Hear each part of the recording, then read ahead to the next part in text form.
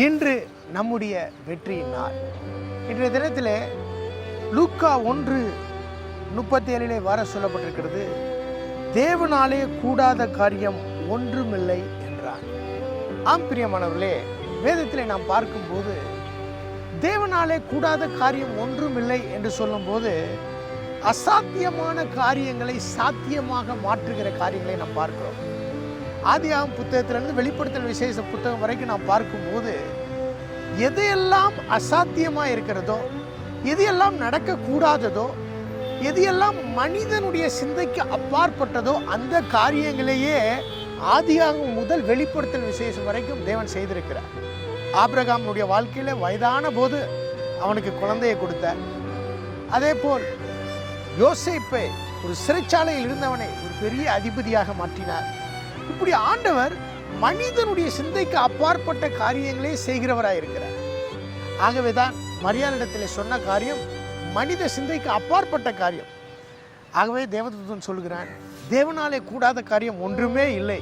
இன்று உங்களுடைய வாழ்க்கையிலே எது அசாத்தியமாக இருக்கிறதோ அதை சாத்தியமாக மாற்ற தேவன் இன்று உங்களோடு பேசிக் கொண்டிருக்கிறார். உங்கள் வாழ்க்கையிலே நீங்கள் சந்தித்துக் கொண்டிருக்கிற ஒவ்வொரு பிரச்சனைகளிலும் தேவன் சாதாரணமான வழிகளில் அதை தீர்க்க போகிறது இல்லை.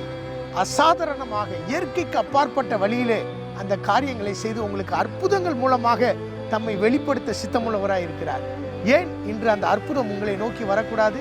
அந்த அற்புதம் உங்களை சந்திக்கும்படியாக தேவன் சித்தம் கொண்டிருக்கிறார். ஆகவே ஒரு அற்புதத்தை எதிர்பார்த்து தேவனாலே கூடாத காரியம் ஒன்றுமில்லை என்பதை நாம் அறிக்கை செய்து நம்முடைய வாழ்க்கையில நாம் இன்று சந்திக்கிறதான பிரச்சனைகளை மேற்கொள்ளக்கூடிய கிருபையும் பலத்தையும் தேவன் கட்டளையிடுவாராக. வாருங்கள், நாம் ஜெபிப்போம். ஆண்டவரே, இந்த வேளையிலே நாங்கள் ஜெபிக்கிறோம்.